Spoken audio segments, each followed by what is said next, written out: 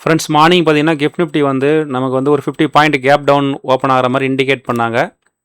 So அதுக்கப்புறம் பார்த்தீங்கன்னா ஆக்சுவலாக ஓப்பன் ஆனது ஒரு 120 பாயிண்ட் வந்து கேப் அப்பில் ஓப்பன் பண்ணாங்க. இதுக்கு என்ன ரீசன் பார்த்தீங்கன்னா அந்த யூஎஸ் அமெரிக்கா வார் வந்து சீஸ் ஃபயர் மறுபடியும் பேசியிருக்கோம் அப்படின்னு சொல்லி ட்ரம்ப் நியூஸ் வந்தது. அந்த நியூஸை பேஸ் பண்ணி நம்ம ப்ரீ மார்க்கெட்டில் வந்து ஒரு 120 பாயிண்ட் வந்து கேப் அப்பில் ஓப்பன் பண்ணியிருந்தாங்க.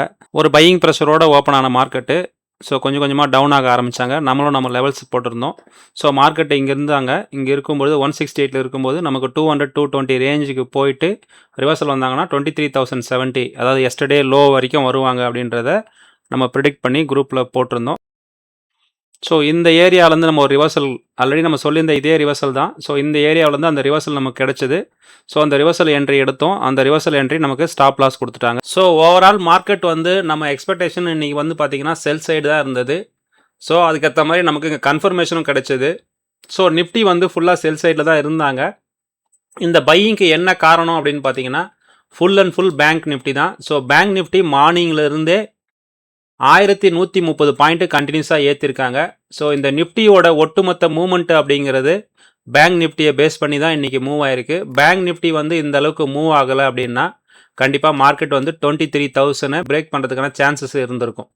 ஸோ டே கேண்டில் பார்த்தீங்கன்னா எஸ்டர்டே வந்து மார்க்கெட் நமக்கு ஒரு இன்வெர்டட் ஹேமர் கொடுத்துருக்குறாங்க.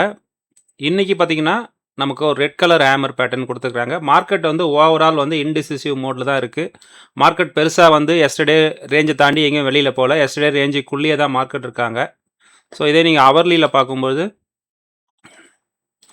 அவர்லியில் பார்த்தீங்கன்னா எஸ்டர்டே வந்து நமக்கு ஃபர்ஸ்ட் ஆஃப் வந்து ஒரு பையிங் ப்ரெஷரோட பையிங் மொமெண்டம் கொடுத்துருக்காங்க. செகண்ட் ஆஃப் வந்து நமக்கு செல்லிங் ப்ரெஷர் கொடுத்துருக்காங்க. சேம் டைம் இன்றைக்கி பார்த்தீங்கன்னா நமக்கு ஒரு ஃபர்ஸ்ட் ஆஃப் வந்து செல்லிங் ப்ரெஷரும் செகண்ட் ஆஃப் வந்து பையிங் ப்ரெஷரும் கொடுத்து க்ளோஸ் பண்ணியிருக்காங்க. ஸோ மார்க்கெட் ஓவரால் வந்து எஸ்டர்டே ரேஞ்சுக்குள்ளே தான் இருக்காங்க. நமக்கு 5 மினிட்ஸில் பார்த்தீங்கன்னா நம்ம எஸ்டர்டே ஐக்கு மேலே ஒரு கேப் ஆர்டர் வந்து ஒரு 20 பாயிண்ட் சொல்லியிருந்தோம். அந்த 20 பாயிண்ட் இன்றைக்கி வந்து பார்சியலாக ஃபில் பண்ணியிருக்காங்க. ஸோ ரிமைனிங் ஒரு 5 பாயிண்ட் மட்டும் கேப் ஆர்டர் இன்னமும் இருக்குது. ஸோ இந்த ஏரியா வந்து நமக்கு ஒரு ஸ்ட்ராங்கான ரெசிஸ்டன்ஸாக இருக்கும். ஸோ இதை தாண்டி மார்க்கெட் வந்து அப்சைடு க்ளோஸ் வச்சாங்க அப்படின்னா நமக்கு அடுத்த லெவல் வந்து 23,420 வரைக்கும் போவாங்க. ஸோ அதையும் தாண்டி க்ளோஸ் வச்சா நமக்கு 23,520. ஸோ இது வரைக்கும் போகிறதுக்கான சான்சஸ் இருக்குது. சேம் டைம் டவுன் சைடு அப்படின்னு பார்த்தீங்கன்னா நமக்கு எஸ்டர்டே லோ வந்து 23,070. ஸோ இந்த ரேஞ்சு வந்து நமக்கு இன்னும் அப்படியே இருக்குது. ஸோ இதை தாண்டி க்ளோஸ் வச்சாங்கன்னா 23,000 நமக்கு வந்து ஒரு சைக்காலஜிக்கல் சப்போர்ட் லெவலாக ஆக்ட் ஆகும். ஓகேங்களா? இதை தாண்டி நமக்கு ஏதாவது ஒரு வார் நியூஸ் அந்த மாதிரி ஏதாவது நியூஸ் வந்து வந்தாங்கன்னா 23 பிரேக் ஆச்சுன்னா கண்டிப்பாக நமக்கு ஒரு பேனிக் செல்லிங் இருக்கும். அந்த பேனிக் செல்லிங் பார்த்தீங்கன்னா நமக்கு 22,700 வரைக்கும் போகிறதுக்கு சான்சஸ் இருக்குது. இது வரைக்கும் என்னோட யூடியூப் சேனல் சப்ஸ்கிரைப் பண்ணாதவங்க சப்ஸ்கிரைப் பண்ணிக்கோங்க. டிஸ்கிரிப்ஷனில் டெலிகிராம் குரூப்போட லிங்க் இருக்குது. தேவைப்படுறவங்க ஜாயின் பண்ணிங்க. இந்த வீடியோ உங்களுக்கு பிடிச்சிருந்ததுன்னா ஒரு லைக் பண்ணி உங்கள் ஃப்ரெண்ட்ஸுக்கு ஷேர் பண்ணுங்கள்.